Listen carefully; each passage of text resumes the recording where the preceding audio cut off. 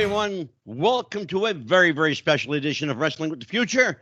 I'm your host, Psychic Medium Angelo, joined, as I always am every week, by the Happy Haberdasher, my co-host, Dan the Man Sebastiano, the smartest man in the room. Dan, how you doing, brother? I'm good, Angelo. I'm looking forward to a great show. I'm sure these women have a lot of good stories to tell us. Brother, we're going to have a lot of fun tonight. We got two returning guests and a brand new guest, our first podcast appearance with us. But before we bring in our guests tonight, let's talk a little bit about some of the reaction / pushback / fallout from our conspiracy episode. It's been very interesting. I've had, a lot of response from overseas. I'll bet. I've had more than 60 requests to do readings, all from Scotland and the UK. Well, there you go. Yeah, and not one from the US. Not one. I thought that was very telling. I thought that was extremely telling. So now, Dan, what do you know about these fine young ladies we have tonight? Well, from obviously we've talked with a couple of them already, and from the research I've done for the show and just my knowledge and history, I mean, we always talk about the Mount Rushmores of wrestling. I'm pretty sure we've got the Mount Rushmores of wrestling wives on the show tonight. So, absolutely. It should be interesting because you've got three very unique perspectives from three of the bigger legends and unique characters that have come through. So it should be a lot of fun. And by the way, Dan, three of the most outspoken women in pro wrestling. Period. Bar none. Indeed. Yeah, absolutely. So let's bring in our panel tonight. We have, as I said, two returning guests and a newcomer to the show tonight. And I will start off with her. She is a young lady who didn't realize it, but she was going to be sucked into a crazy world, the wild, wacky world of pro wrestling. She was just content to stay home and bake cakes and make cookies, but that was not to be. We are joined tonight by Mrs. Jimmy Snuka. Would you please welcome our first time to the show, Carole Jennings-Snuka. Carole, welcome. Hi, nice to meet you. Welcome, Carole. Pleasure to have you here. And we go back a little bit. It's been a long time. Joining Carole tonight is a young lady that's a very shy, unassuming young woman. She lives in L.A., Lower Alabama. Her name is Carole McDaniel. And when you say the name McDaniel, there's only one word that comes to mind, and that is Wahoo. Mrs. Wahoo McDaniel. Welcome, Carole. Welcome back to the show. Thank you very much. And I should have never told you L.A. because you'll always remember that. Absolutely. People will say, where are you from? I'll say, Florida. Oh, what they say, Miami, St. Petersburg. I'll say, no, I'm from L.A. and definitely Lower Alabama up here. Absolutely. And last but certainly not least, probably the most enigmatic woman we have was she was married to a crazy man. Or everyone thought he was a crazy man. They didn't realize that Frank Goodish was a really great dad, a wonderful husband, a terrific a family guy, and had lots of friends who just loved him and said Frank will give you the shirt off his back. And very often he did. Barbara Goodish, Mrs. Bruiser Brody. Hey, Barb, how you doing? Hey there.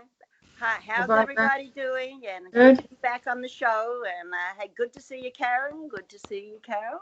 Nice Right? to see you, Angelo. too. Good to see all of you. I think Dan and I have a really easy job tonight because when you've got three women of this caliber, we ain't got to say shit. It's going to be a good show tonight. So let me start off with Carole. Now, Carole, you and I first met.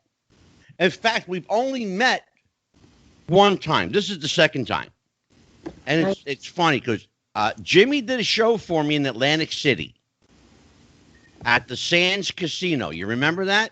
I remember that. I don't remember what year it was, but I remember it.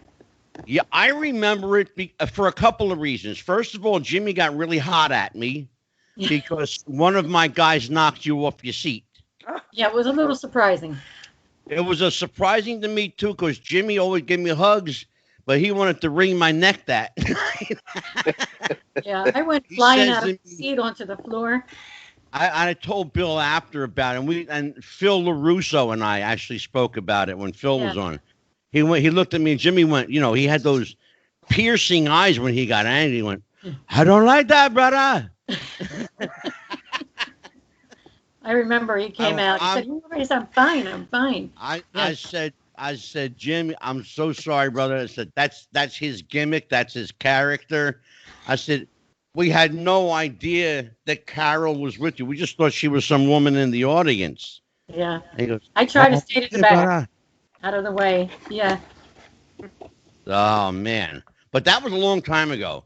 That was the last time Superfly ever worked for me, as a matter of fact.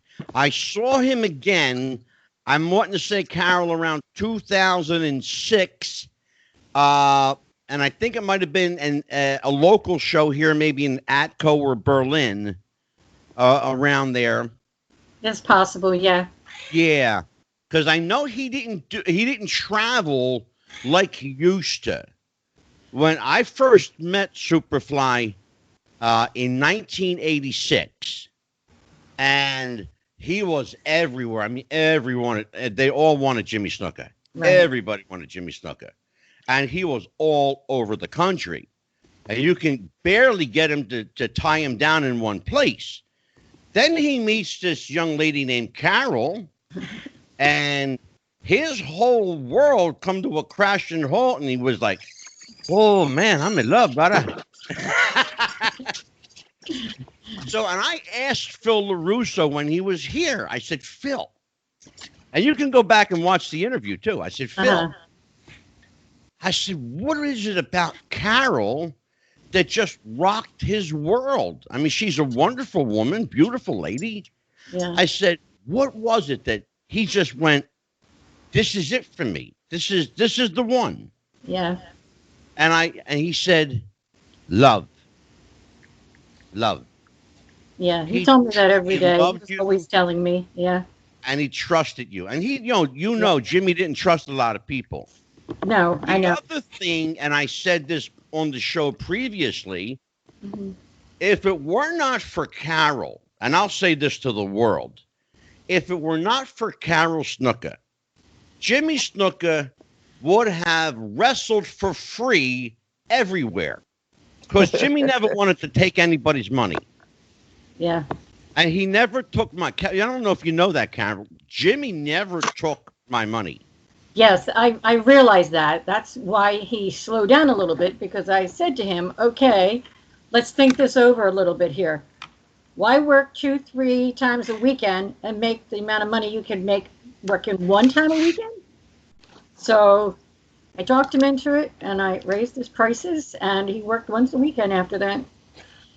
You know what? It was like, it was taking a toll. You know what? And it was like, yeah. And he probably did better. He did much better. Okay. Much better. Yeah. Dan, this is your chance to talk to Mrs. Snuka. Okay. I'm gonna ask you, when we had Karen on the show, we talked a lot about the man, for like where the blurred line between the man and the character. And the old saying in wrestling that the best characters are the real you turned up to 11. In her case, as we said, Wahoo was Wahoo. But in the case of Jimmy Snuka and you, Barbara, as well with Bruiser, every story you hear about him, the wild, crazy man in the ring that would rip your eyeballs out for looking at him, is absolutely nothing like once he was behind the curtain, he was a completely different person. So I'm curious, from the perspective of the wife, you mentioned in the story that you were trying to, you kept your distance. A lot of people there didn't know you guys were together. When the story Angela told where you got knocked out of the chair. Right. How do you, in the era when keeping the character real was important, he was out in town at the restaurant, a bank, whatever, he had to be Jimmy Snuka if somebody came up to him. How did you handle that, having to keep the character, the man you were married to publicly, being different from the man you were married to the second people weren't looking? Well, really, in the ring, he was always a baby face. Mm-hmm. So he was nice to just about everyone he met. And he was that way to everybody. We went out to a restaurant to eat. They'd come up and ask for an autograph. He'd do autographs. He'd hug them and kiss them and the whole thing. He was just genuine. What you saw was him. Now, when he was a heel, he really enjoyed that because he could get out there and do, what he wanted to do. Yeah. And he enjoyed entertaining people.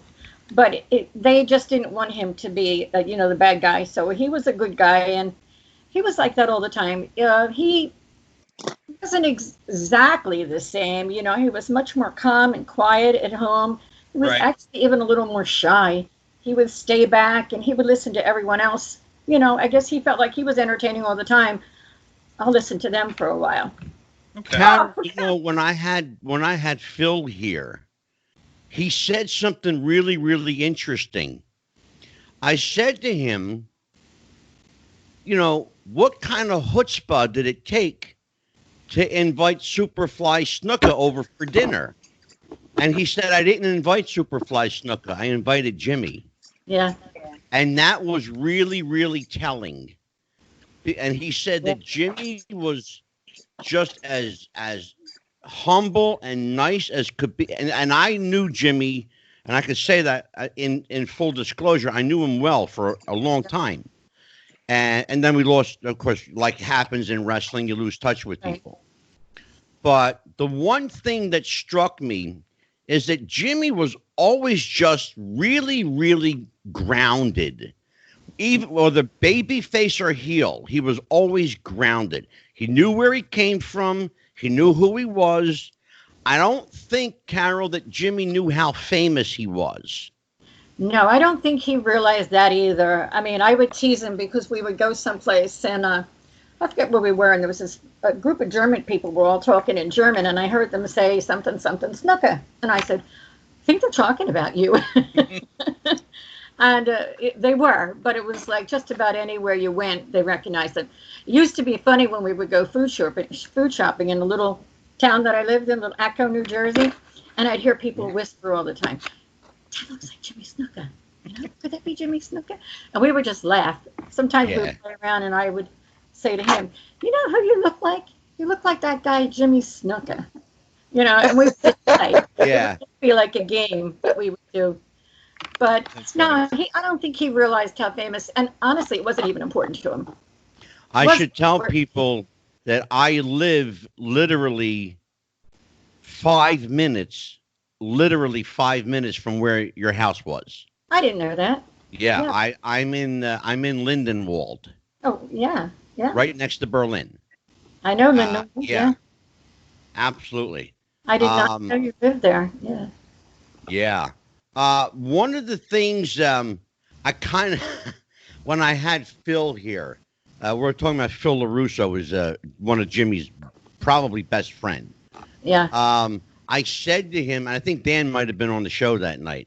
Mm-hmm. I said, how much coaxing did it take to get Jimmy Snuka to like Elvis Presley music? I think he was born liking Elvis music. I never realized, because I'm a big Elvis fan, and and everyone knows that, because I met Elvis, and I knew one of his guitar players, Charlie Hodge. I knew him well. Right. And I was surprised to find out that Superfly Snuka was an Elvis fan, and he loved Elvis's gospel music. Oh, my gosh. All the time he would sing it. He met Elvis in Hawaii at the Polynesian Cultural Center. And that's where he met Elvis, and he loved Elvis. I think there's something that a lot of people don't know, and this might be a surprise to some people, but Jimmy Snuka was actually one of Elvis Presley's bodyguards for a while. He was a bodyguard in Hawaii. Mm-hmm. Yep. Yeah, we found out that Phil actually told us that story. Yeah. And as long as I've known Jimmy, I never knew that he was one of Elvis's bodyguards. Well, he worked at the Polynesian Cultural Center in Hawaii. Yeah. And Elvis did a lot of his music and stuff right there in the Cultural Center. Yeah, absolutely. Go ahead, Dan. Mm. Turn it over to you. Okay. Since we're on the topic of the, you were telling about the stories people know, and you mentioned characters.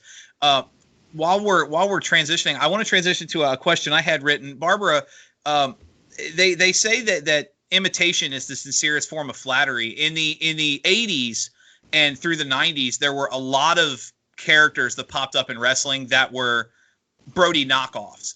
And I'm curious how is obviously some of them were genuine fan tributes, and some of them were more just cheap attempts at cashing in on something.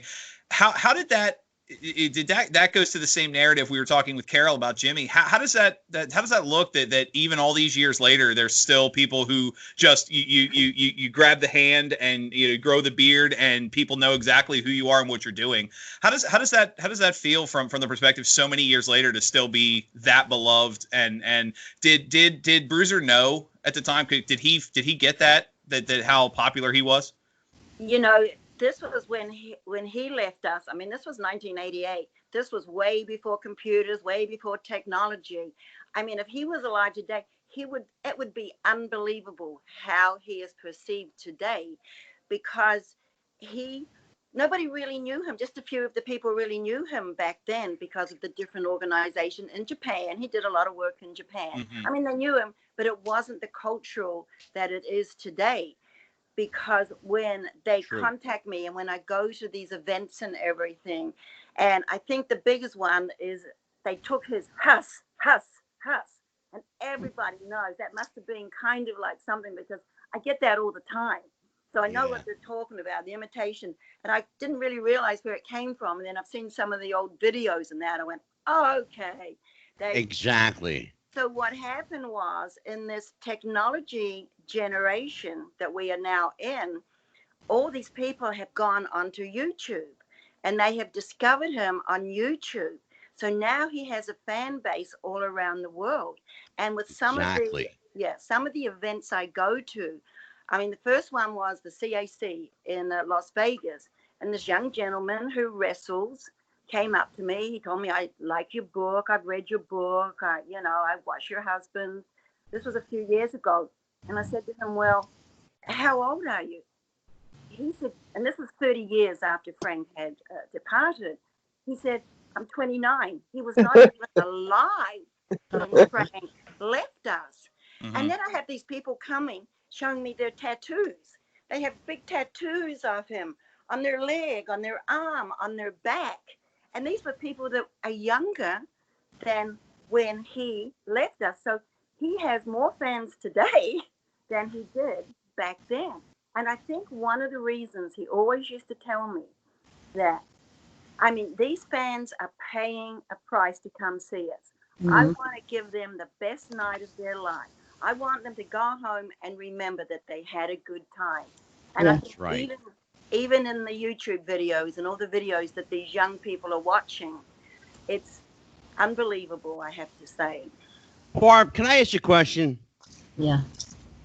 Did Frank enjoy scaring the hell out of people? Because he scared the first time I ever saw Bruiser Brody, he scared the shit out of me. He did. He scared the hell out of me. But that was the gimmick, and he did. But then when people got to know him, I was like, wow, this is a whole different person than that persona. He is actually intelligent. He is actually, I used to ask him one, little story. I was always worried he'd bring back some tapes from Japan, and he'd be swinging this chain around, when he went into the ring. And I said, why did you hit somebody? He said, Barbara, if you ever go to Japan, they're not what you call really tall. And when my arm is up here, there's no way that I can hit him. Okay, that makes me feel swung it above their heads. Wow. Now, that's Karen, you've had similar experience with Wahoo. Wahoo was a very different guy in the ring than he was out of the ring. Give me a little insight into Wahoo McDaniel. Now he was always, not always, but he was mostly a baby face. He did wrestle once in a while as a heel against certain people. He only was a heel one time, and that's when he was a heel tag team with Tully Blanchard, and they were the Awesome Twosome. And he absolutely hated being a heel. He could not stand it that his fans were against him. He just could not stand it. But what I think we really were talking about is Wahoo McDaniel was in the ring the same person out of the ring. I mean, he was. Whether you were kind to him, or if you were kind to him, he was the kindest man in the world. And he would give you the shirt off his back, and he always went to bat for the boys. I said we moved 8 times in 10 years because he got fired. At least 8 times. But they would hire him back because they made money with him. He'd flip the promoter's desk over. I mean, and I've told you this before. He had me standing out in Spartanburg, South Carolina, clicking people off because he didn't trust the promoter paying him, because they got paid, according to where they were on the card. Mm-hmm. And he wanted to make sure he got his money. And he could just about tell you that too. We're actually going to talk a lot about that later on, because I got some questions for all of you later. But here's the thing: we had have gone to work and not been paid. Yeah. Well, and it was business. Yeah, I'm sure all of you have stories, and we're going to talk about that later. But right now, I wanted to follow up on something. We had Magnum TA on the show recently, and Magnum specifically pointed out a match that he had with Wahoo. It was interesting because they were both baby faces at the time, wrestling for the United States Heavyweight Championship. Yeah. Belong to anybody then. Yeah, and what the thing was that Wahoo, and you could see it on his face at the end of the match, some of the people were booing him.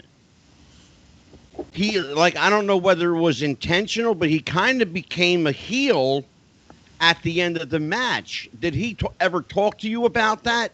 Oh, like I said, it was the match. It was the match, and they all know they loved Magnum TA. He was the everybody's dream and blah blah blah. So of course, Wally's going to end up being the heel. If they're both baby faces, somebody's got to be. Oh, and he was rough. Whether he was a good guy or a bad guy or whatever he was rough. When you went in the ring, you better get ready, because there's no holes barred. You were going to get whatever you came at him with, you were going to get it back. So, well, look, that's a great line to follow up on.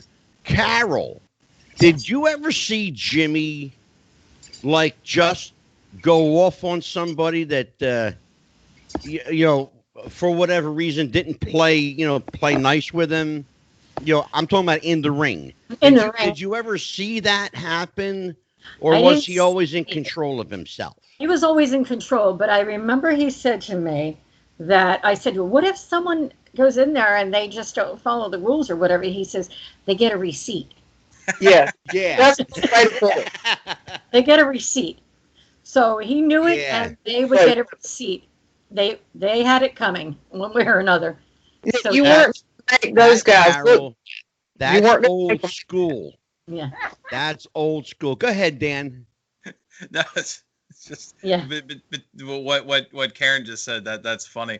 But no, I guess to go off of that point, you obviously you got to set. You have several ambassadors and guys that were famous. I mean, I know the modern fan keeps talking about Ric Flair, but you got Wahoo, you got Bruiser, and you got Jimmy Snuka. You got 3 of the prettiest, hardest chops in the business. There were some red chests when those matches were over. I guess to go off of that, you talk about setting somebody straight. What were your experiences with their interactions with younger talent as when they were booking shows, especially in the case of, I know I saw, obviously I'm only 36. So the first time I saw Wahoo and Jimmy Snuka live was much later on in their careers. And it was still, I mean, you put you put their name on a local flyer, and the small local shows selling 1,000 tickets just like, by the end of the day. Oh, yeah. And I guess I'm wondering, how did they react with the younger talent as far as being ambassadors and teaching them the ropes and whatnot? My husband coddled them. My husband would take them under his wing and say, it's going to be all right, and we're going to get through this, and da-da-da-da-da. Now, once they went in the ring, you had to do like you had to do, or, it's like I've said to you before, if you didn't sell, he made you sell. That's just the way it was. Yeah. He used to say, it's like they would, as soon as we would get there, they would all come up, and the respect was unbelievable. They would all show respect for him. And then they would start talking in front of me, and he would go, whoa, whoa, whoa, whoa, whoa, locker room. So he would never talk in front of me. I never knew what was going on. He was very, very kayfabe is what they call it. Mm-hmm. Yeah. But There you go. Let's pick up, because you know what, Carol, that is a great segue. We had superstar Bill Dundee on the show, and he addressed exactly that point. The wives, the girlfriends, the family were never allowed anywhere near the locker room. never in the locker room. Never. And they never talked business outside the locker room. That's old school. Now, wait a minute. I remember I was a booker's wife. So Wahoo was a booker in a lot of the territory. So I heard it all. Yeah. They came to the house. They talked to him. I heard it on the phone. And I think I've told you this. They used to call my house and say, let me speak to the chief. And to me, that was rude. Why didn't you say, hello, Karen, may I speak to Wahoo? Finally, one day I said, you're talking to her. What's up? What you need? Because I stopped that. They were going to be kinder than, let me speak to the chief. That's funny. No, I heard a lot. I knew what was going on. I didn't open my mouth. I just sat back and listened. It was interesting to me, and I consumed it. It was very consuming to me. Yes. Yeah. But how about that, Barbara? Go ahead. Yeah, I have to remark on that because I only went to a very few wrestling matches. I never really saw, just went to a couple of them. But when he'd been in Japan, and of course I had a lot of the boys, Stan Hansen, everybody, he would bring them home and stay the night and everything. And you're right, I knew he did share the business with me because sometimes he would sit there and watch, especially from Japan in the beginning. He'd bring tapes home from Japan. He'd sit there and say, well, I could have done this better. Or I could have done this better. He was kind of like a businessman with his work in Japan. So Barbara, he would, I had a question along those lines because you just prompted something. Was Frank critical of his performances? Did he used to critique them? Yes. Did he really? Did. Oh, yes, he sure did. Because he always said, well, I could have done this better, or I could have, this doesn't look quite right. And sometimes we'd be sitting at the kitchen table. Jeff would have gone to bed. Was sitting there, and he'd talk about different angles, and he'd run them by me. And if he run them by me, he said, because I was the mark, so if it worked for me, he knew it would work for the audience. Funny. Yeah. So he would, and I have to mention another thing when you went back to, if they didn't do, you've already gone past this, but I have to say one thing. I think the match that would tell it all was it Lex Luger, the match with Lex Luger in the cage, where he jumped out at the famous match because Barbara, I gotta ask you about that. Thank you, because you're the first time, and your inner fan is showing, Angela. You know what, Dan? Because I'm all hyped up about this already, so I might have to defer to you, Dan, because I might get too excited. But Barbara, what was the deal with that? I asked Lex Luger, and he skirted around the issue. yeah. Okay, he made up some and I knew I was being worked. And I'll just tell you straight up, I knew I was being worked because I've been around this business too long to know when I'm being, worked. And I called bullshit on it. Okay, what was the real story? What happened? What did Frank tell you? I think when it came down, Lex was a young one, just kind of starting off. And I think he tried to call the match. Oh, no. Oh my Something like God. that. And Frank was trying, because Frank would always try to make them look good in the ring. But you better listen to what, because he knew what would work. Well, when somebody, like you talked, I think it was you, Karen and Carol, if they didn't do what they wanted to do, because they knew what was right, and they were there to protect and give the best match. But then you had some of the rookies that maybe thought they might know a little better. Well, as you know, that's what happens. And I think that's when the match, when it wasn't going, when they wouldn't listen and wouldn't do what, you know what I mean? And then I think if you've ever seen that match, Frank just stopped. And then kind of scared. I think Lex kind of got scared because he's trying to get out of the cage. Yeah, he scaled the cage and ran back to the dressing room. He went, as you said, were some people afraid of him. That goes back. That match, I think, tells it all, because I think here he is, Lex is looking at this crazy man and didn't know what the hell he was going to do. So he wanted to get out of the cage. Yeah. Well, I think it's fair to say that, you know, that if Bruiser Brody wanted to hurt you, he would have no problem doing it. Right. Yeah. Well, you're talking about a guy like 6'7", 325, 30 pounds. That's a big dude, you know?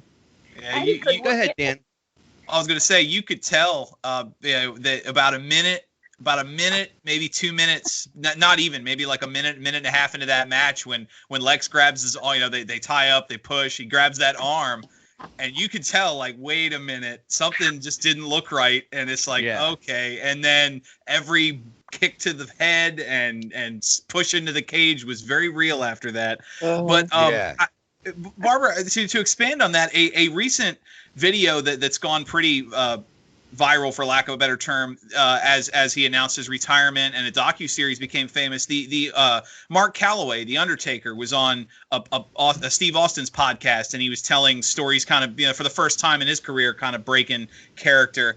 And he told a story about his first match being against Bruiser, and he was green as what do you say, green as dirt or green as shit, and he grabbed an arm and he pushed the face a little too hard, and he told the story. Bruiser set him straight. So I'm wondering, was that just a respect for the business, or was maybe there just a little bit of joy in? Did you see that, Barbara? Did you see what I did to that new kid? I bet he gets his No, it was like, I wished I wanted to do a good match, but.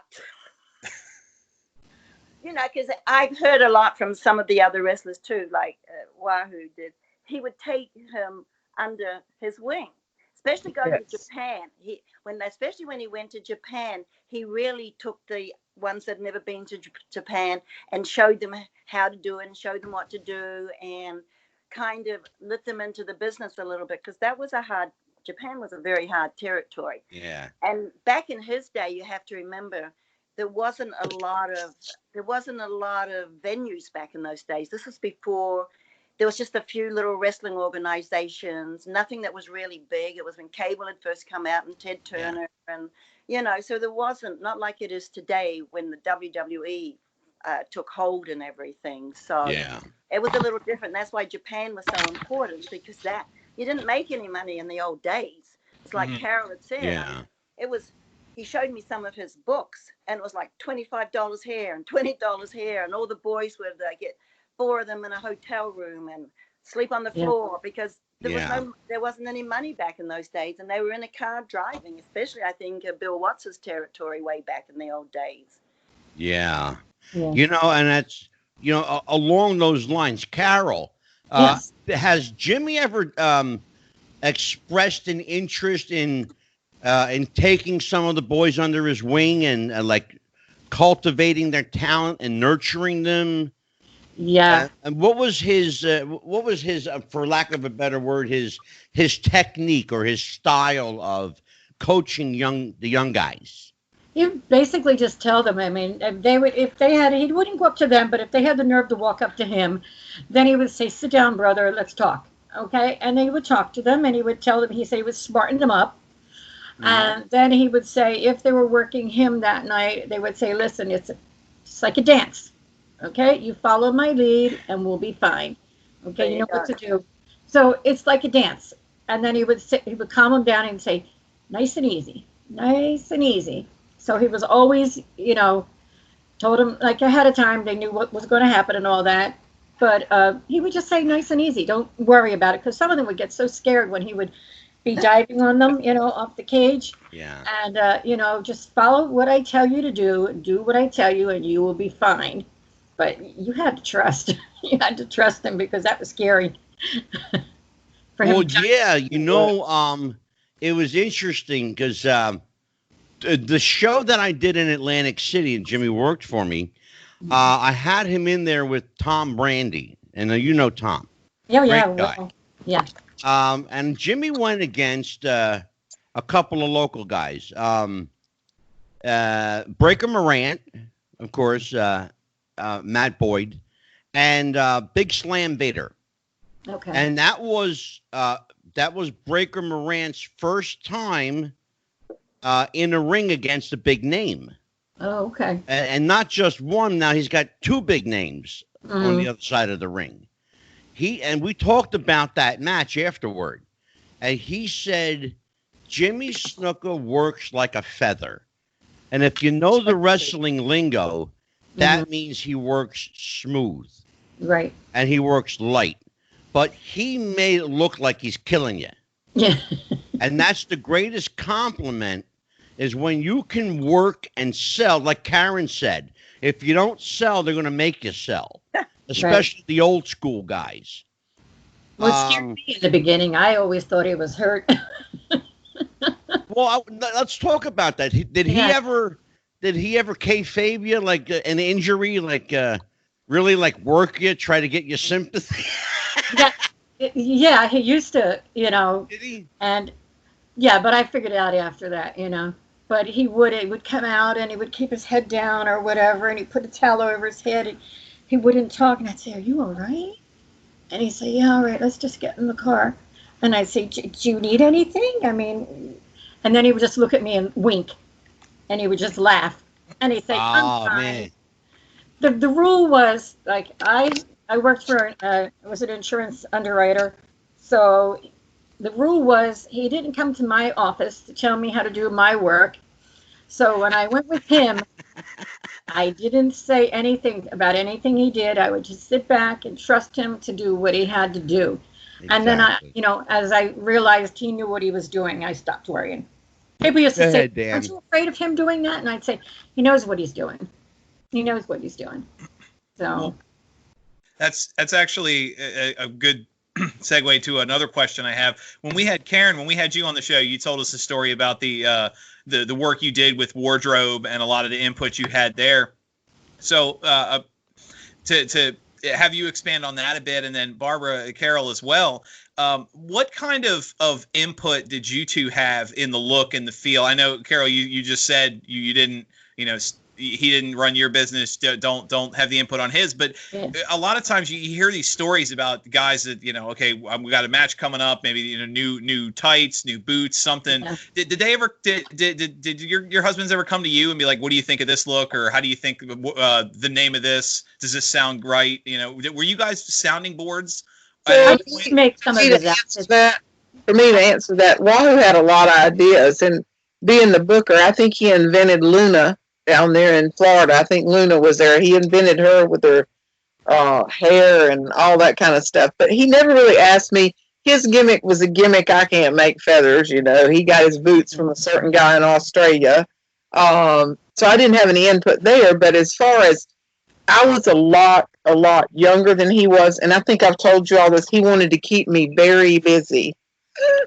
Yeah. So he volunteered me to sew a lot. So I ended up, as Olivia Walker made most of Flair's robes, I made 3 or 4 of Flair's robes. I made a couple of Tully's robes. I made Rick Rude's robes. I made Manny Fernandez chaps and things like that sort of things. So I stayed a little bit busy doing that. And I also told you I did the food for their TV. I catered the food, and Greg Valentine would be waiting on the deviled eggs as soon as they got there. He got a Southern girl making deviled eggs, Yeah. But That would be my per se input. And I will do a little sidebar here that I have been contacted by A&E to maybe do a segment on. They're doing some shows. They're possibly newly doing some shows called Wrestling Memorabilia, and I'll be on one of those episodes. Oh, how nice. Yeah. That's nice. About the robes and which ones I made and that sort of thing. Yeah, we actually Jimmy's talked outfits. about that. I think that's going to happen, Karen. I really do. Yeah, Yeah. that was nice. I heard from the producer today. It looks like maybe September-ish. Okay. Okay, cool. So, Go ahead, Carol. No, I was just saying to Karen that I also made a lot of Jimmy's outfits. I made his son's outfit and his daughter's outfits in the beginning, Tamina. So yeah, I used to make them all the time. That was one of the first things he said to me. He came up with this big blanket. It had a big tiger head on it, and he says to me, "Can you sew this on the back of my jacket?" And I said, "What?" Yeah, I can do it, but why do you want that there, And like, I wasn't really big in wrestling, So he says, I need it on there. This is my jacket that I walk out in, and I need this big tiger head on the back of it. So I tried to talk him out of it a few times, but I couldn't against my better judgment. But he knew what he wanted, and I didn't understand. So, yeah. But I would make his outfits and stuff like that. And his wife before that made his outfits also. Carol, did he ever come up with something that was so outrageous you had to fight him on it? Yes. Tell me about it. Do you know those outfits that they used to wear at the gym all the time? And like the baggy pants, and then the shirts was like a pirate type shirt. Yes. Where they had the gathered sleeves up here. It's like that Seinfeld episode. Yeah, the puffy gym wanted shirts. to make those shirts for him in like bright colors, reds and pinks and greens and blues, but they were like down here, buttoned up the front in satin, and with the big puffy sleeves. And I always found an excuse where I couldn't take them. I can't even imagine. I can't even imagine what that would look like on Superfly Snuka. Yeah, well, you know what? He looked good in just about anything. He probably could have worn it, right? Excuse me, That's just a second. crazy. Well, I'm glad that good sense and reason won out on that one. Go ahead, Dan. Well, I was going to say, going off of that, Barbara, you joked earlier about the chain. Were you ever a sounding board, or did he ever come to you with ideas like, what do you think of this? You mentioned how you were the mark. Did you ever have more of an input in some of what he said and did? It was the boots. I always had to go find the rabbit fur for his boots because they didn't last that long, and that was getting harder and harder to find. And then we'd just glue it on the boots. And then I think his jacket too. Yeah, he had the furry boots. Really? Well, you see, the thing about Bruiser Brody, he didn't have like an elaborate gimmick. He would come out sometimes in that, that fur vest that he had for a while. Yep, little sheepskin. And then, of course, he had the fur around the boots. Mm-hmm. But, I mean, every once in a while, I imagine he had to change out his chains. As long as the chains had to be long enough to stay over people's heads. Yeah, I know. Yeah. And only to be used in Japan. Right. That was pretty easy. Well, here, who knows? Here he had 2x4s. I mean, Yeah. went to rings and hearses and ambulances and a lot of crazy stuff. I mean, I think that's what people remember was just the crazy stuff when you really come down to it. Well, talk about crazy stuff. Let's talk about crazy stuff. Let's talk about spending, an entire program, almost a year and a half, working Abby, our friend Abdullah the Butcher. Oh, yeah. Now, in the interest of full disclosure, I love Abby. He's a bullshitter extraordinaire. Uh-huh. He can tell a tall tale with the best of them, but he's a really sweet guy. He's a nice guy. But Bruiser Brody and Abdullah the Butcher worked it would seem like forever in this program. And everywhere they went, they just bled buckets. Dan, tell me if I'm making any of this up. No. You're right. They bled buckets. Dan, pick the story up. Yeah, no, you're absolutely right. And I'm sure Barbara will agree, back us up on this, but not just the blade jobs. A lot of that blood came out the hard way, and it was that was part of the appeal. And it's actually perfect that you have the other. I mean, Jimmy Snuka on one side and Wahoo McDaniel on the other, because you have three innovators of the style. I mean, really, before the Abdul the Butcher Bruiser Brody feud was really the first, the world's first exposure to that death match, blood. Holy crap, these two actually look like they're killing each other. Yeah. And then obviously Jimmy Snuka, nobody had seen a big man fly like that before. And with Wahoo, nobody had seen the chops and the presentation sticking in his head. Exactly. They almost lost their TV in the Mid-Atlantic territory over that because he stuck a fork in his head. Yeah. Yeah. True. That's very true. Oh, Now, I know. I used to think Wahoo controlled his blood pressure bleeding all the time. He wouldn't take blood pressure pills, but he would bleed every night and his blood pressure would go down. You know? Yeah. When Karen told that story the first time, Dan, you remember the first time Karen told that story? We were all like, our mouths were open. It was like, real? Are you kidding me? He used to cut himself to lower his blood pressure. Holy shit. He was bleeding every night. He didn't even have to cut himself most of the time. His head would start bleeding. And I think I told you one time he came home and he had kind of stumbled in the house. I think he'd had a few cocktails. You know what I mean? Yeah. The next morning I woke up and I said, well, we've got to have the house painted. It looks like there's been a murder in here. He had bounced off all the walls. There was blood all over the walls. I was like, it was just a typical day, you know? When you told that story before, we were just like, we all stood here going like, shaking our heads like, oh my God. Now, we have an interesting thing here because Jimmy Snuka and Bruiser Brody not only knew each other, but worked with each other. Yeah. Tag team and against each other. So now, how long have you guys known each other, Carole and Barb? We're just Facebook friends. And Facebook friends for a couple of years, but other than that, we've only just started talking. Yeah. Yes. Okay. So, just like that, because like I said, you have to remember it's 32 years, and well, it's coming up now next month, July. Yeah. I actually have a photograph behind me I want you to see. I'm going to move for a second. I'll take my microphone. That one there, There's a photo right. I see that. There it is, right there. Right behind you, yeah. Yep. Bruiser Brody and Jimmy Snuka. I believe, Carole, that picture, I believe, was taken in Japan. Barb, am I right about that? Yeah. Definitely. There's quite a story behind that picture. I think that was when they came back.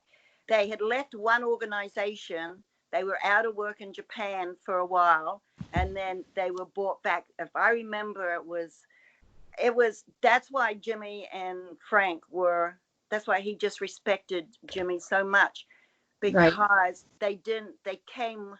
I remember I was in California and I met him in San Francisco. I was getting off the plane. He called me and said, I'm coming home. I said, well, your tour's not even over. He said, I'll explain when I get home. And he arrived at the airport and he sat Jeff down and he said, hey, I've come home with no money. Jimmy and him had walked off the bus right before they finished the contract, and they both came home without anything. Yeah. Yeah. It was, because they weren't being treated right. And Jimmy stood up with Frank because Jimmy didn't have to do it. He stood up with Frank when Frank said, I'm leaving. This is just BS. I'm leaving. And Jimmy said, bro, I'm going to come with you.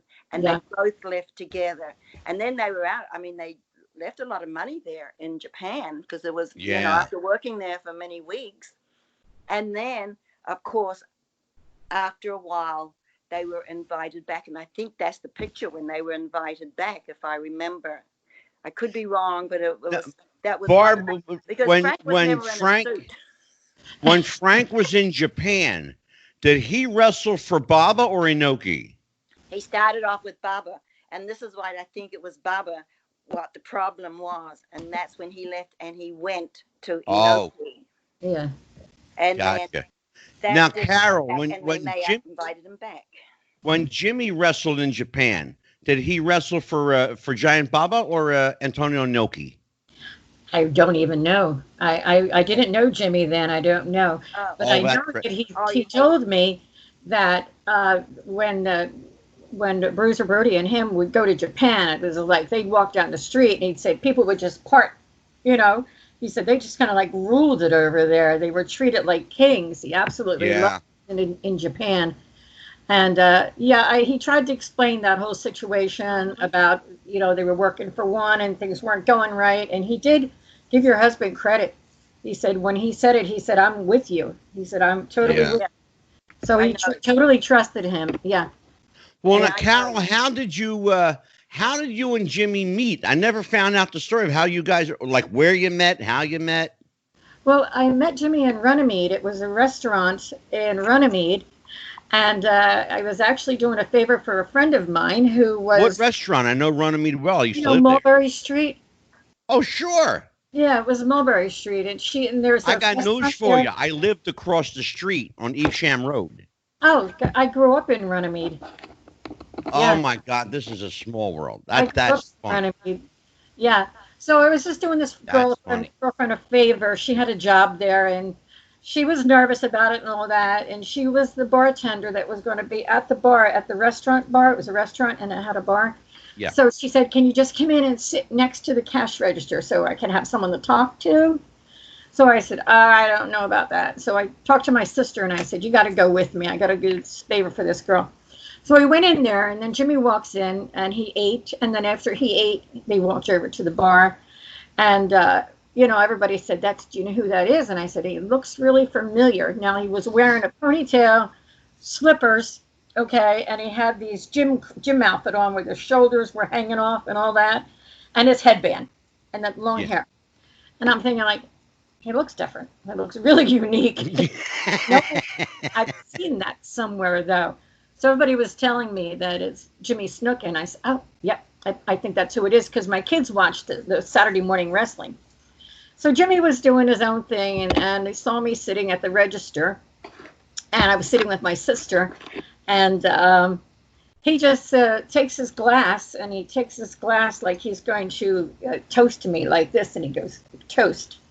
So I had long hair at the time, and I'm thinking, there's no one around me, so I don't know if he's toasting me or what. So I do one of those little trick things, you know, with your hair, Barbara, and I kind of went like, yeah.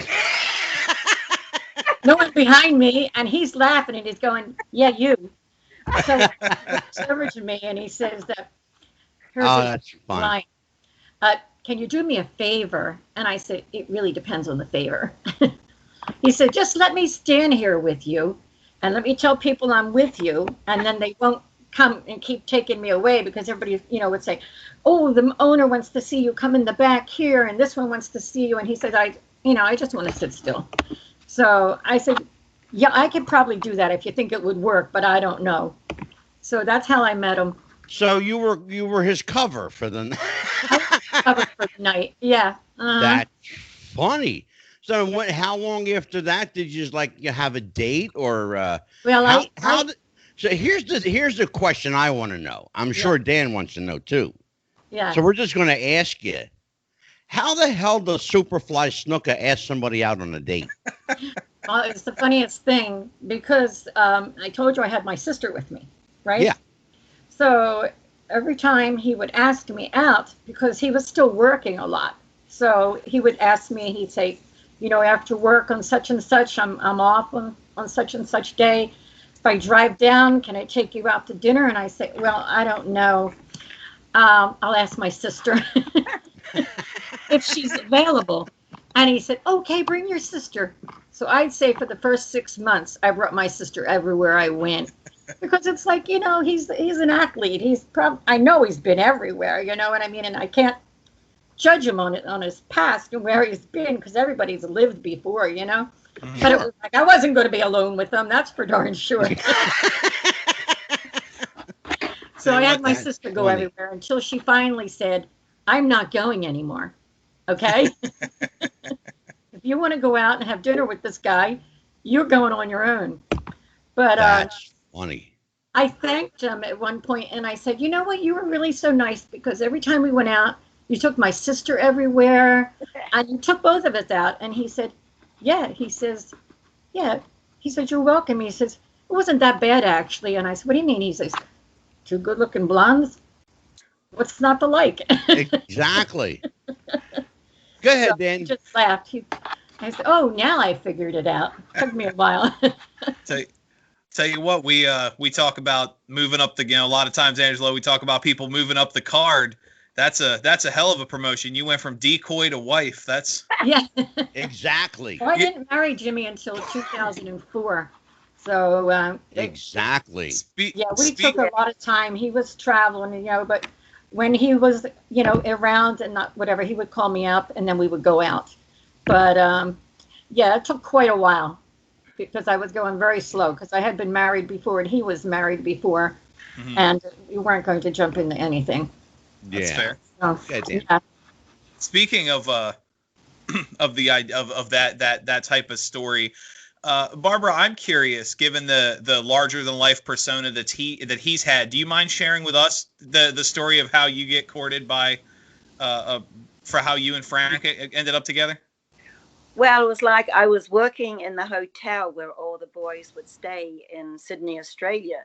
And as I said, once again, it was before computers, before everything. So once in a while, I'd work the front desk when they needed help. So I would give them their mail, and they would talk to them, because it was very lonely back in those days, because a phone call was very, very expensive. There was no cell phones or anything.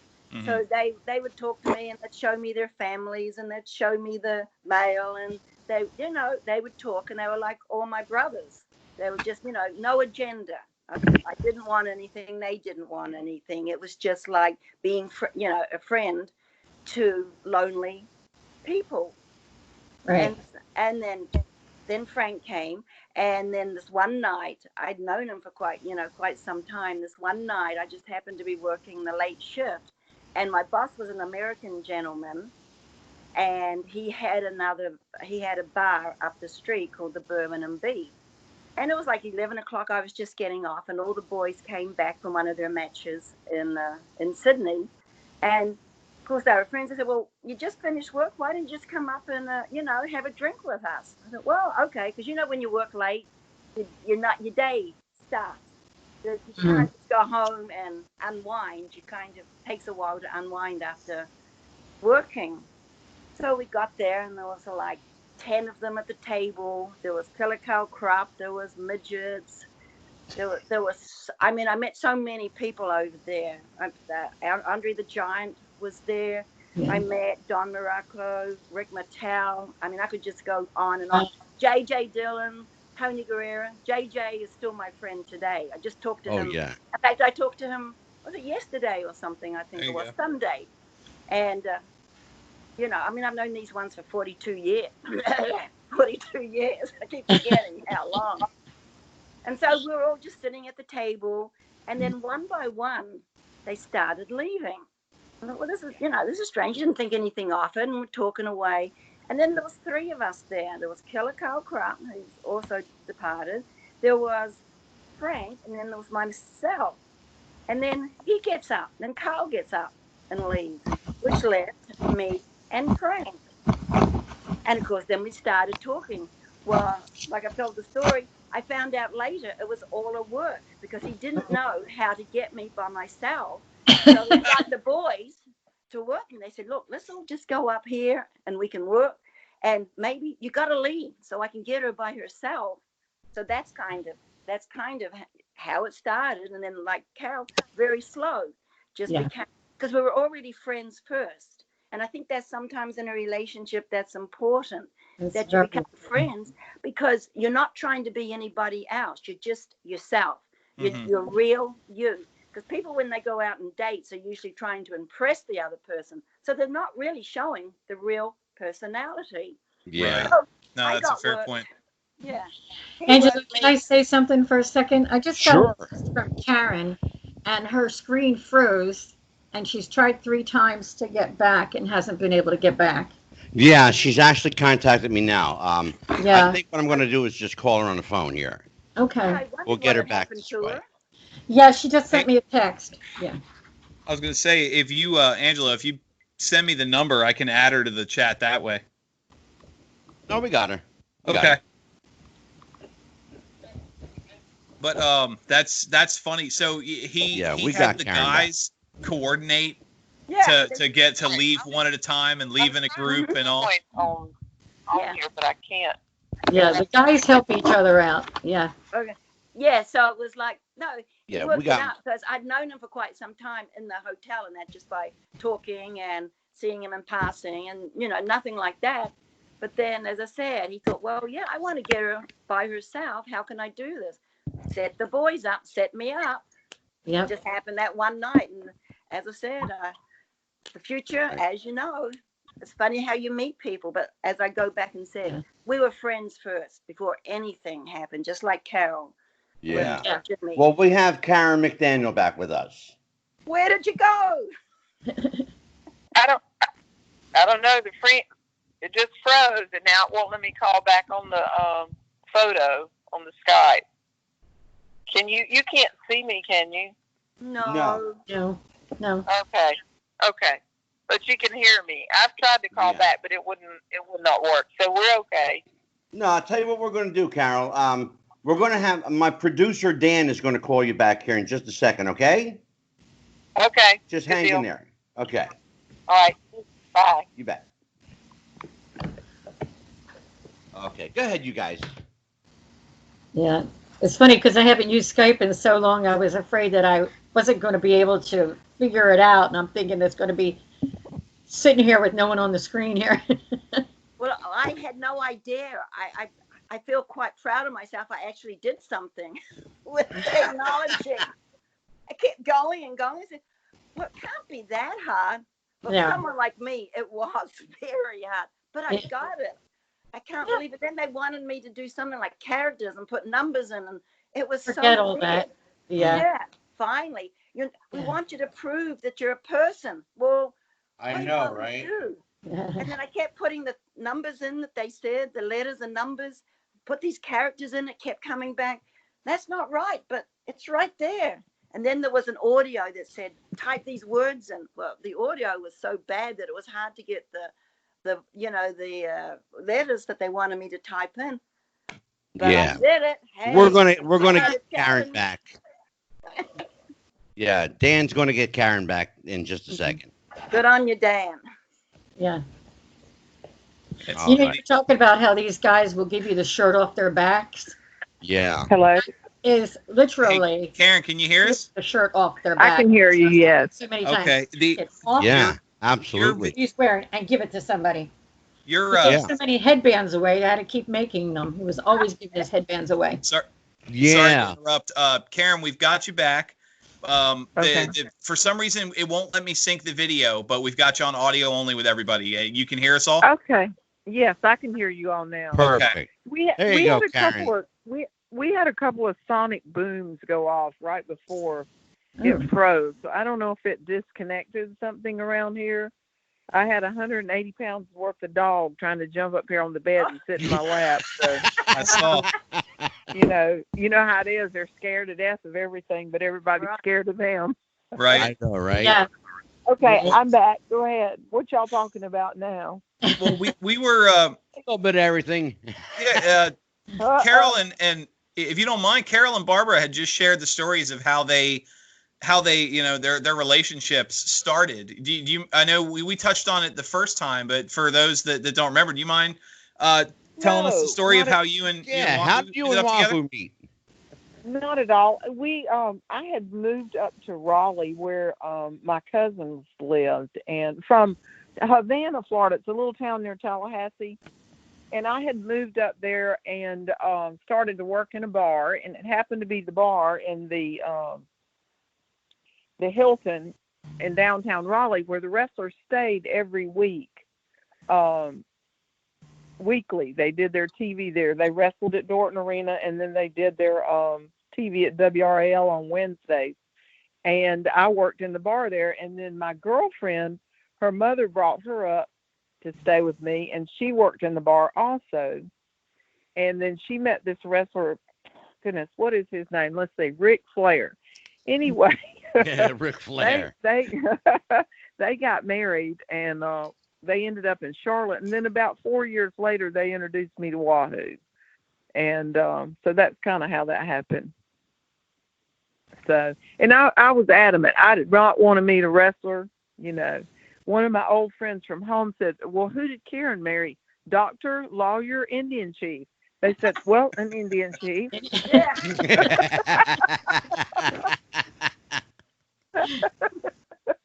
Go ahead, So man. that's kind of, Yeah. although that's kind of how that went. And I honestly, they kind of set it up, and I met him, and yes, he was quite a bit older than I was, but I was just, and Wally was not the prettiest man in the world, but you just were captivated when you got around him. And I loved him because he wasn't a bragger. He didn't talk about how great everything he'd done in his life was, which not many, excuse my phrase, but not many men could hold his jock strap for what all he had done in his life. And, Exactly. and he never bragged. He never bragged about it. He never bragged. He, still holds records at Oklahoma that'll never be broken. He never bragged. I didn't know he played for the NFL for 9 years. I didn't know any of that, and until people would talk about it in front of me, Well, let's be honest about it. None of these guys were, playgirl centerfolds, okay? No.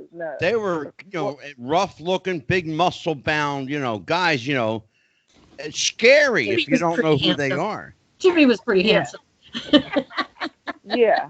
Well, yeah, Right. we think. I mean, But our if you husbands are don't, handsome. here's the thing, though. Here's the point I was getting at. If you don't know, there's an element of fear and, and the unknown. But all three of these guys were so opposite the characters that they played, on television, and of course in arenas around the world. But they came across, and Dan and I talked about this on a previous show. They came across as larger than life. Now, in the case of Bruiser Brody, he was larger than life because he was huge. Yes, he was. But but Jimmy Snuka and Wahoo McDaniel were not super huge guys, but their personalities walked in 20 minutes before they did. Mm-hmm. Yes, Let's wanted talk to tell about Carole, that. In saying that, I wanted to tell Carole this. The last time I saw Snuka was in 2009 at WrestleMania, and I walked up, and we hadn't seen each other since probably the 80s, and he immediately ran up to me and hugged my neck, and that made me feel like $1 million, and met my son, and and was just, it just made me feel, it made me feel great. I was glad to see him. I really was. But that was the last time I got to see him. But I knew him more in the early 80s. I think it was when he was in the Mid-Atlantic territory. And I never saw people fly around off rings like he did and flip-flop. And we didn't have that. They do that a lot now. But he was the only one then that did anything like that. So I just wanted to tell you that. Thank you. Had the, you're welcome. I never had the opportunity to meet Bruiser Brody, but Wahoo spoke of him very highly. I also wanted to mention that to you, Barbara. Oh, thank you. Yeah. Jimmy often spoke about, your husband and your son. Yeah. You were talking thank about, you. I wonder how old he is now. Your my son, oldest Barbara. son would be the one that he met. He's 30. He'll be 32 in January. Oh, okay. Yeah. So he's a big boy. I've told him before, he's been known to clear a few bars out too. Yeah. Yeah, we heard stories. Yeah, don't many people give him too much trouble. And he's a kind, mild-mannered young man. And Wahoo was a kind, mild-mannered man. But you just don't push those buttons. Oh, Right. sure. That's Yeah. it. Well, That's you it. know, You that's just don't push one those buttons. thing I've never asked you, Barb. That's a question I've never asked you. Have you ever seen Frank like legitimately lose his temper? Yes, not only once. We were getting work done at the house, and he found out that one of the workmen was cheating him. What the workman was not there. He was charging us this amount of money, and he wasn't there to pick up delivery. And of course, when the delivery came, they had the original invoice here, and it wasn't anything close to what Oh no. the person had said. So you can just imagine when the guy came. In fact, he chased him down the road. That was, you Oh know, man. oh, he was livid. What Don't kind of cheat mind? What kind of mindset do you have to be in to try and cheat somebody who beats people up for a living? Yeah, Thank you. I know. But the dumb thing was not being there to pick up delivery. So we had to get Frank to sign for the delivery. And of course, all the numbers are on that delivery page. And it was totally different than what the guy had said what he was paying. I'm sorry, I have to charge you this much because I have to pay this much, and I couldn't get it, etc., etc. Well, my question would be, why would you even think about cheating a guy that's like 6'7", 330 pounds? Like, why would you even consider that option? I know. Well, you know, That's people. You know, Yeah, you know people. that's the first thing. And I know, like Carol and Karen, I know he had a few run-ins with a few of the promoters too.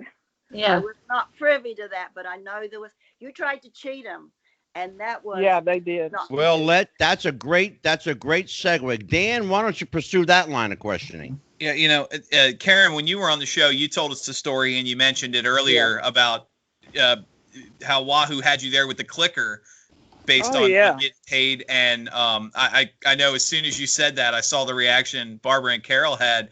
I'm going to throw this to you ladies. You all have, I imagine, at least one or two stories of the promoters, because it was the territory days, especially in the 70s and 80s. A lot of the promoters were notorious crooks.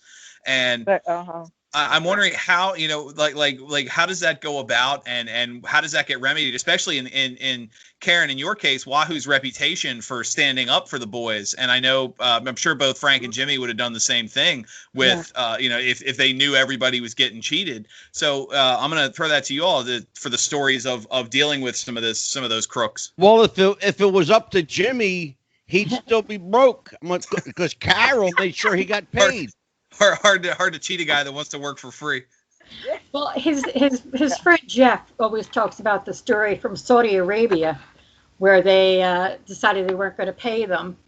So Jimmy just basically told the locker room, don't do anything, don't work unless I say work. If I don't say anything, don't do anything. And he said it was like time was ready, the show was ready, and the audience is all going crazy. And Jimmy says, "Where's the money?" And they said, "It's on its way, it's on its way, it's on its way." So then they tried to just give Jimmy his money. And he says, "Okay, where's everyone else's money?" He said, they'll get it, they'll get it. He says, "Nope, we're not going on." And it went on for hours until he came in there with machine guns and everything else and brought trunks of money for everybody. And everyone got paid. And then they did the show. But, yeah, I remember there were That's a good story. Carol, can I pick up where you kind of left off at? Yeah, sure. I was at a show for a local promotion here in New Jersey. It wasn't my show. I was actually working the show. I've seen Jimmy Snuka do something that I've only seen one or two other guys do. The promoter, who, if I mention his name, you'll know who I'm talking about, so I'm not going to mention it, but he's no longer with us, let's put it that way. Okay. Okay? And I think you know who I'm talking about. I got check marks next to them in my book. I know who they are. Yeah, exactly. And Jimmy went into his pocket. Yeah. And I've only seen a couple of guys do this. You know where I'm going with this story. Yeah, yeah. He actually went into his pocket and paid the boys his money. And he walked out of there with nothing. With nothing. I think he might have had $10 left. Yeah. But he didn't leave until everybody got something, even if it was 20 or $30. But I saw Jimmy Snuka empty his wallet out to a locker room because a promoter didn't have the money. Well, here's my I ran promotions for 24 years. Okay. And I always paid the guys. The first thing I did when they showed up, they got their pay envelope. Right. A lot of guys would pay you after the show.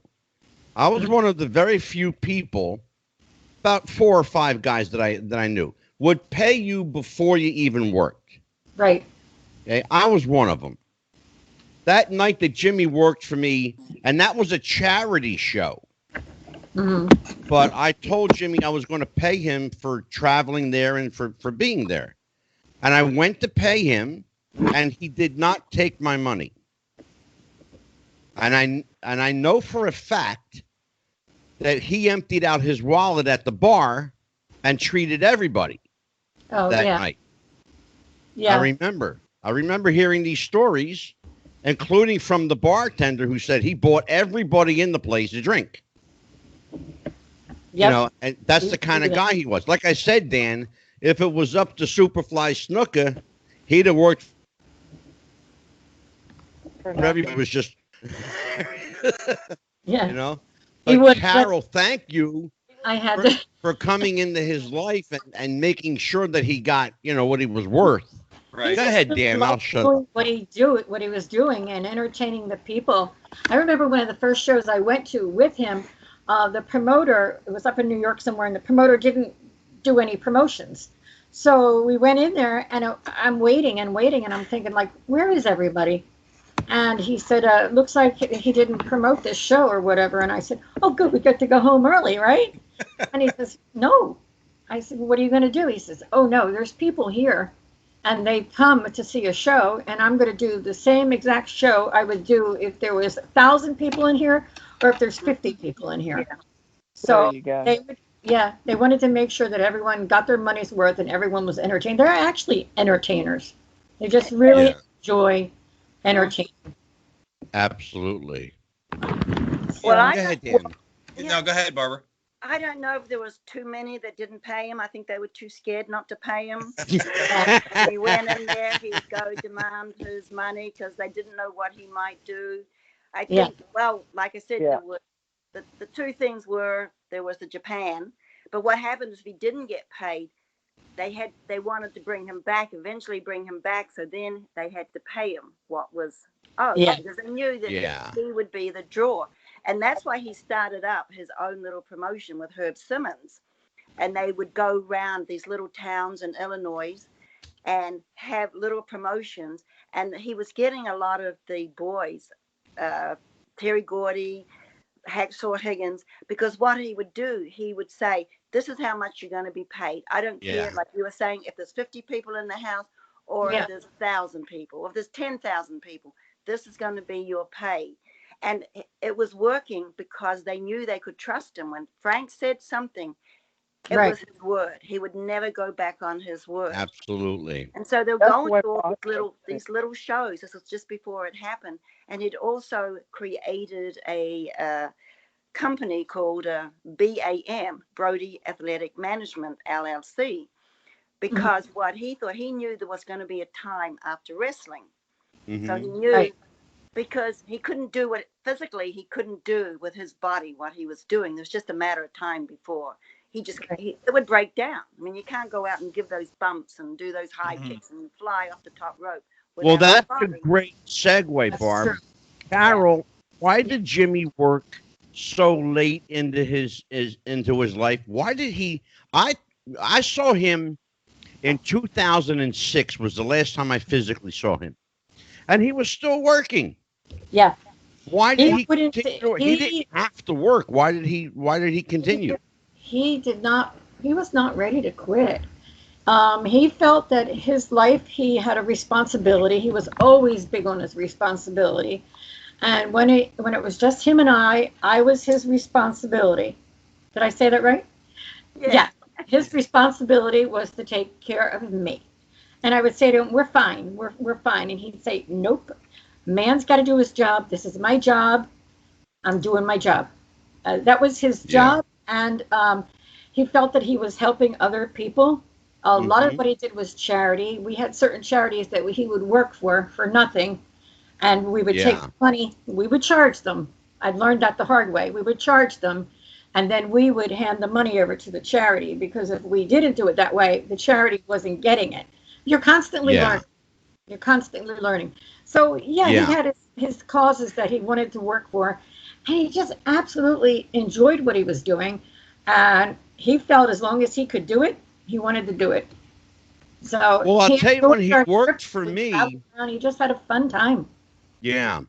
When he worked for me, and I'll say this, it was 2001 in Atlantic City at the Sands Casino. And I think Jimmy might have been probably, and you probably know better than I do, Carol, but he might have been about 57 or 58 maybe. Yeah. At the time. Right. Yeah, right around there. And he was built like a brick shithouse. I mean, he was solid. Yeah. Yeah. And, but it's funny because before the show, he goes, I said, "Bruh, you're gonna do the Superfly splash?" He goes, "I'll do a little splash, brother." Yeah. So he went off the second rope instead of the top one because he knew that his knees were. Remember when he was walking? He walked in kind of hobbling a little bit. His knees. You could tell his knees were kind of in distress. But he gave that kind of show. His ankle was the problem. He had broken that a long time before. He finally had a whole ankle replacement done, but it was ankle was the problem. Oh, okay. Yeah. Yeah, I know, because when he came in, I noticed that he was kind of favoring one side. And in fact, I even said to him, you don't have to go on. He goes, "No, brother. You gotta." Yeah, if you knew Superfly Snuka, everybody was brother. Yeah. He had a lot of brothers, brother. Even the sisters were brothers. Exactly. Even the women. Brothers. Yeah. I used to tease him all the time because he would. We were in Hawaii and he was talking to one of the women there and he kept calling her brother, and she'd go, "Brother." I have to imitate him. "Don't call me brother. I sister. Don't I look like sister?" So it was like going back and forth, "Don't call me brother." That's funny. But Go ahead, Dan. Everybody brother. Yeah. Well, I call everybody brother too. Yeah. I guess I heard much, Yeah. brother. But you can't say brother. You have to say brother. Brother. Brother. Yeah.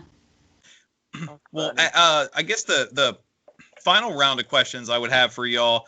I host a sub show on the program, and we touched a couple of weeks ago on social media and its role in wrestling.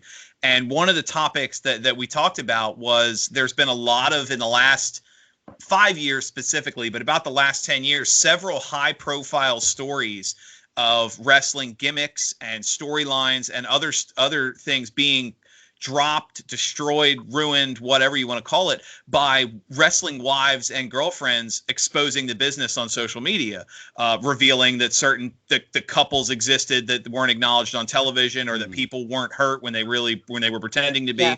So, Barbara, I'll start with you, and then I guess we'll go around. In the current social media age, how would you and Frank have existed in the social media age? Good question. That's a really good question. Well, I do know that with cell phones, there would be a lot of broken cell phones. There's no doubt in my mind. So I don't know if that answers your questions, because he was very private of his family life and everything.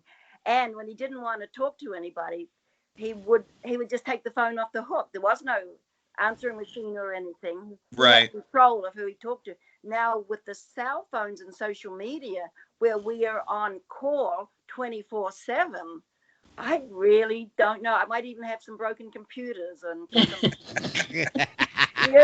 but I know cell phones for sure. That would be dang.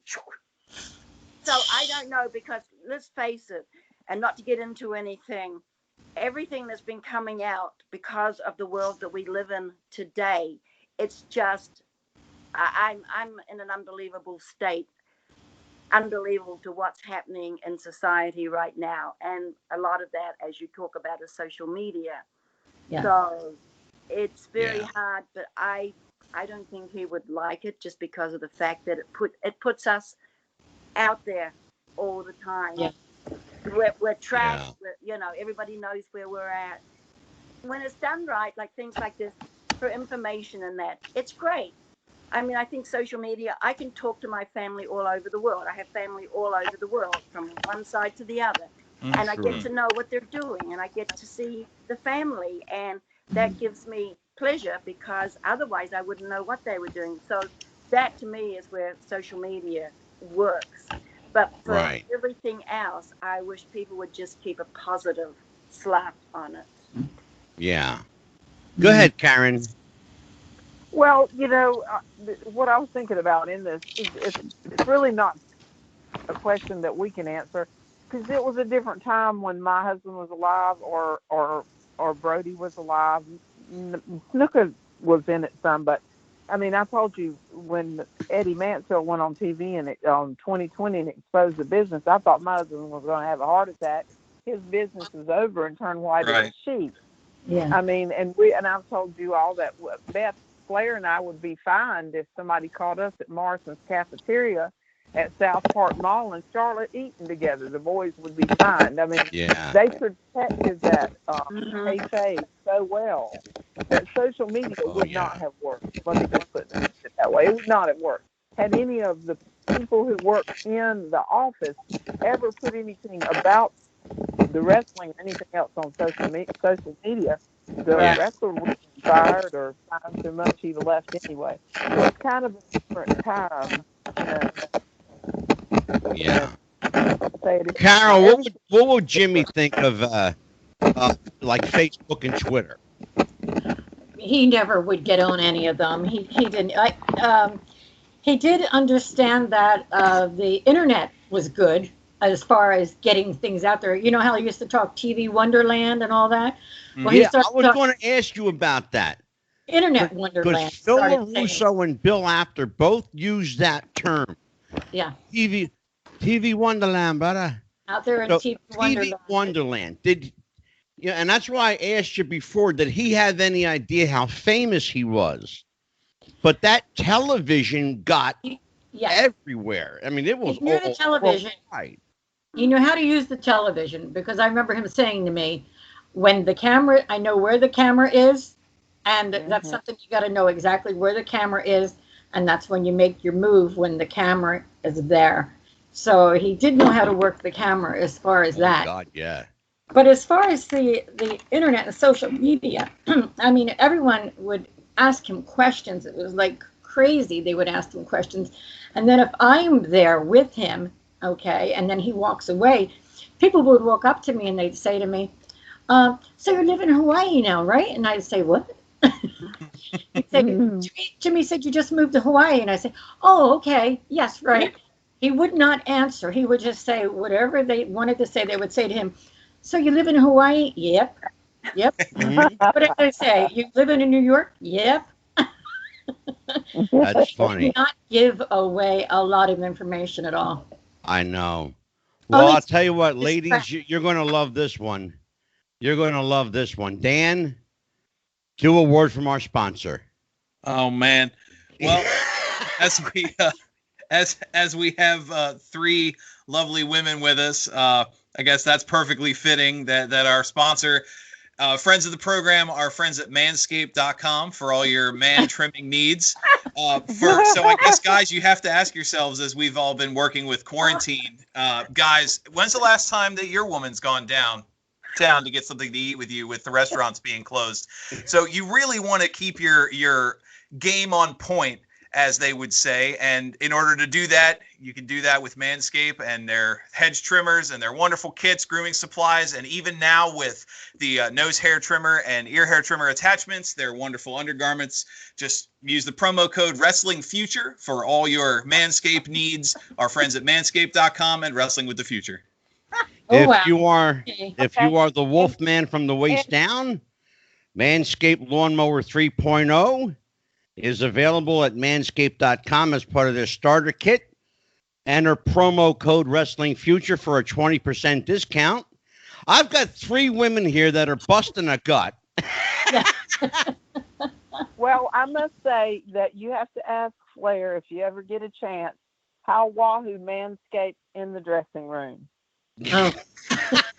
If he didn't mind anybody seeing anything, and he manscaped in the dressing room. Oh, my God. Dan, remind me, we got to try to get Ric Flair. There you go. Yeah. Well, and What if we talking can't about earlier about chops, you can ask Ric Flair who taught him to chop, and you can all. And we know that one. McDaniel. We know that one. But yes, Flair will tell you he was the original Manscaped, because he definitely wasn't Indian, but he didn't want to have anything left to hint that there wasn't, which there wasn't. He was a true Choctaw Chickasaw Indian, but yeah. But he knew how to manscape and didn't have any problem doing it in front of anybody.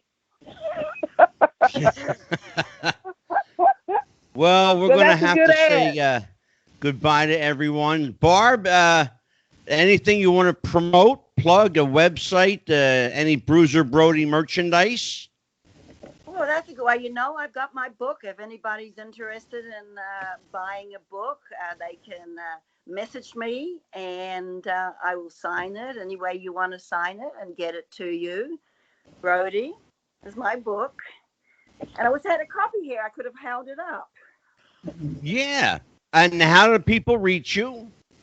On Facebook. They can reach me on Facebook under Barbara Goodish. Okay. And I'd be happy to send them a book. Fabulous. Carole Jennings-Snuka, anything to promote? The only thing I want to say is that what I went through with Jimmy towards the end, Jimmy passed not from cancer. He passed from chronic traumatic encephalopathy, which comes from head injuries. Yes. And I know it's extremely bad. I know what it's like. I lived it. Jimmy lived it. And if there's anyone out there that's listening that's having problems, there's really not many places to go for help. So if anyone needs to talk, or if there's anything I can do to help anybody through this, they can just reach me on Facebook. Okay, Carole Jennings, Jennings, Snuka. But I know it's a terrible time, and there's just nowhere to turn. Yeah, and I thank you for bringing attention to that. CTE, as it's commonly referred to, is a traumatic brain injury suffered by most professional wrestlers. A lot of guys don't even know the effects of it, short and long term, until it's too late, until they're well into their latter years. But we're learning a lot more about it now, and thank you for bringing attention to it. Mm-hmm. I think, you know what, Dan, that might be a great idea for a roundtable episode. Why don't you and Jason, you know what, Carole, thank you. We're going to do a whole episode about that. You're welcome. Yeah. And maybe we can have you back to talk about it if you'd like to. Okay, let me know. Mm-hmm. Absolutely. Thank you. And Karen McDaniel, always outspoken. Carole, where can people get a hold of you, and anything you want to promote? Well, I mean, if anybody wants a robe, I can sure make one. They can get me on Facebook as Karen McDaniel, Panama City Beach, Florida. I'd love to make some more robes. I'd like to go to some different things. Like, I'm so disappointed our Charlotte event, the gathering, has been canceled, but I totally understand till next year, because I'd like to go, and we have some Wahoo pictures and that sort of thing, and Greg Valentine and I also have a shirt together. We had quite a few made, that I'd be happy to sell some of them. Okay. And they're the ones that said, they're black shirts. They say, I broke Wahoo's leg. And we did real well selling those at the last gathering event. But the only thing I guess I can say is to what Carole was speaking of is my husband was your typical American Indian, and they all have, just like a lot of black people have high blood pressure and diabetes, and he certainly didn't take care of his. And he was on dialysis at age 55. Yeah. And died at 63, and that's pretty darn young, isn't it? Yeah, that's young. Yeah. So I would suggest, that would be my only thing, is that people try to take care of themselves, especially if they're predisposed to anything. Now, absolutely. Football has all their concussion rules and regulations now, but they really don't with wrestling, do they? Mm-mm. No, they. Well, and point. and that's a great point. And I think we have 3 women here who can, collectively make a big difference in forwarding some kind of a health agenda, certainly at least a mental health agenda for professional wrestling. There's a lot of guys, suffering long term out there. As I said, a lot of them don't even know it until later in life. They don't. Maybe if you guys can get together and come up with some kind of plan, I would, and I'll be the first to tell you, we will absolutely promote that on this show and give a voice to you and a platform. No questions asked. Absolutely. Anytime you guys want to come back. Oh, Okay. I would like to say one thing. It's not Sure, Bob. pertaining to this. We lost another member of our wrestling family today, Killer Tim Brooks, which was Frank and him went back so long ago. And to say, I send my condolences to his family, and I was happy that I could see him last year. And Barb, I wasn't even aware of that. I know Killer Tim Brooks was suffering for a long time. He was very ill, and he was battling cancer. Cancer. And I'm sorry to hear that he passed. I didn't realize that. Yeah, I didn't want to put a downer on, but I just wanted to acknowledge that, as I said, it's our wrestling family, and just wanted to give my condolences out. Absolutely. And on behalf of Wrestling with the Future, we extend our condolences to the family of Killer Tim Brooks. So, and may I also say one thing? Sure. Bullet Bob Armstrong has not been in good health, and he's getting older. That's right. But they had their 60th anniversary on Friday. He and Miss Gail died 2 days ago. He did pass away, but they've been expecting him to go. And she would come to she's so precious.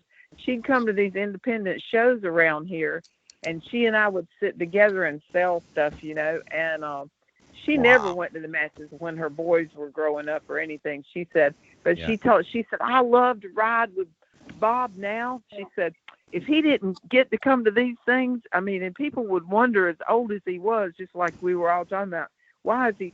She said he'd be sitting on the couch driving me crazy. That's what he told me. And he loved to come, and he'd gotten, where he would just pretty much walk around. But people just love to see him, and I've got to talk to her, and we talked about losing one of our sons each, and how hard it was, and she was a lovely person. I thought an awful lot of her. So all right. So Well, we certainly extend our condolences to the family of Bullet Bob and all the Armstrongs. Of course, Brian Armstrong, formerly known as Jesse James Armstrong, Road Dogg from WWE. Dan, you want to tell everybody where they can find all of our promos? And Absolutely. Obviously, we're available on YouTube. Wrestling with the Future podcast is available wherever podcasts are found. We're on more than 130 channels at this point. We're also on Facebook, Wrestling with the Future, and we have a private group, Wrestling with the Future podcast. We're on Twitter at Wrestling Future. That's no G, Wrestling Future. I'm on Twitter, _WWTF. I know, Angelo, you have your private Twitters as well, which you more to bring up. But yeah, Wrestling with the Future, we are everywhere and everything. And as these ladies said, it's very important to take, especially now as we grip with the first global pandemic I'm sure a lot of us have ever lived through. It's very important to take care of yourself. Absolutely. Absolutely. And if you want to find me, I'm at Psychic Angelo on Twitter. Of course, as Dan mentioned, at Wrestling Future on Twitter. We now have an Instagram at Wrestling with the Future. So you can hit us up on Instagram. Join us there. We're easy to find. Just do the old @ symbol, Wrestling with the Future. There we are. You'll find our upcoming guests. You'll find past guests. You'll find some videos, a lot of pictures. And we will have a website up shortly, wrestlingwiththefuture.com.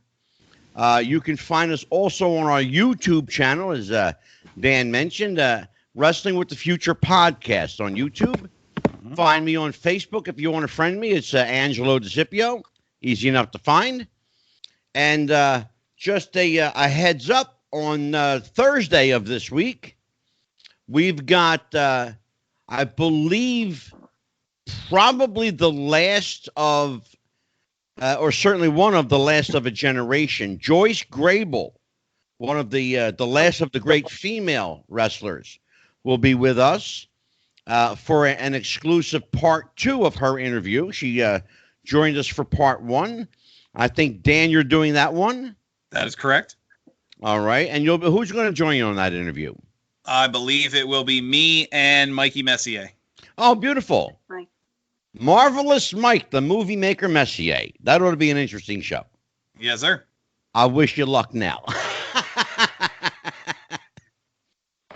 So, for Karen McDaniel, for Barbara Goodish, for Carole Snuka, I'm Psychic Medium Angelo.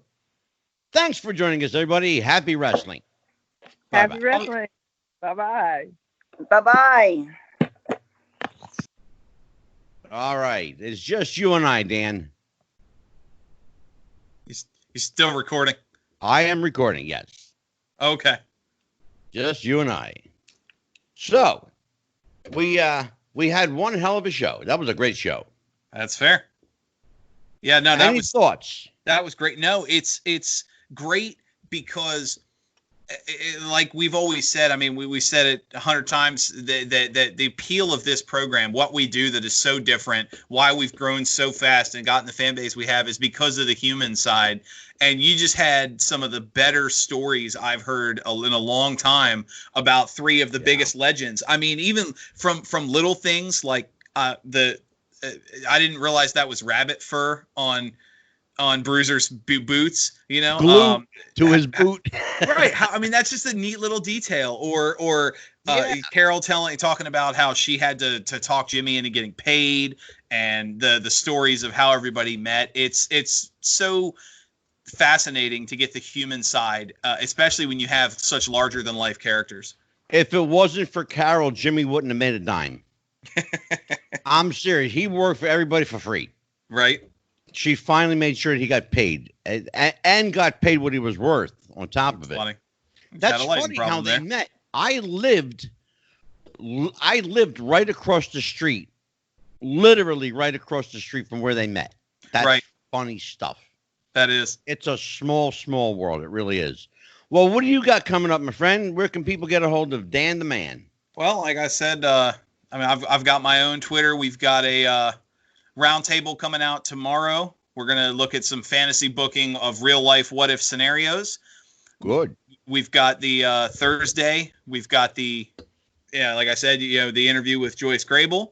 And then coming up, obviously, we've got the Indie Roundtable next week and the Tennessee Stud on the 9th. So the next few shows we're going to have are going to be huge. So fantastic. It's going to be a good one. Absolutely. It's going to be a good one. Well, my friend, I will see you in a few days. I'll be watching. I won't be part of that show. Got to have a little time with the wife. Absolutely. Enjoy your day off. I'm working on it now. Take care, Dan. Goodbye, everybody. Once again, happy wrestling. Take care.